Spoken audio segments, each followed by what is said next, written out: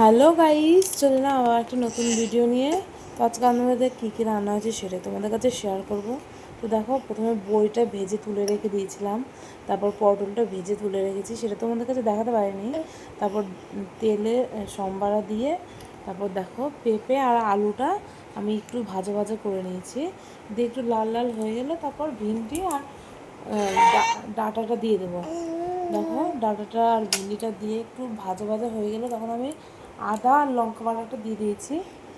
দিয়ে দেখো একটু কষিয়ে নিয়ে নুন হলুদ দিয়ে তারপর আমি ঝোলটা দিয়ে দিয়েছি। তারপর দেখো বইটা দিয়ে দিয়েছি।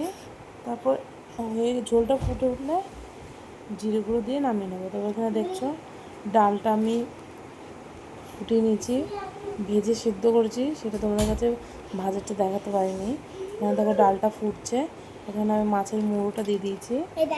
এবার মুড়োটা ভালো করে ভাজা ভাজা হলে তারপর ডালটা আমি চুপ দিয়ে নেবো। তো দেখো এখানে আমি 4টে মুড়ো দিয়েছি, মানে 2টো মুড়ো অর্ধেক অর্ধেক করে কাটা, মানে 4টে টোটাল।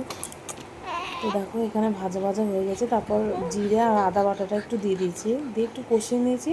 এখন ডালটা দিয়ে দেবো, দিয়ে ডালটা একটু ফুটে উঠলে গরম মশলা দিয়ে একটু ঘি ছড়িয়ে নামিয়ে নেবো। দেখো এখানে আমার ডালটা রেডি হয়ে গেছে। এখন আমি করবো হচ্ছে শাক। এখানে দেখো আমি কড়াইতে তেল দিয়ে দিয়েছি, তারপর একটু রসুন আর লঙ্কাটা দিয়ে দিয়েছি। তারপর শাকটা দিচ্ছে এখন, তারপর নুন দিয়ে ঢাকা দেবো। ভিডিওটা ভালো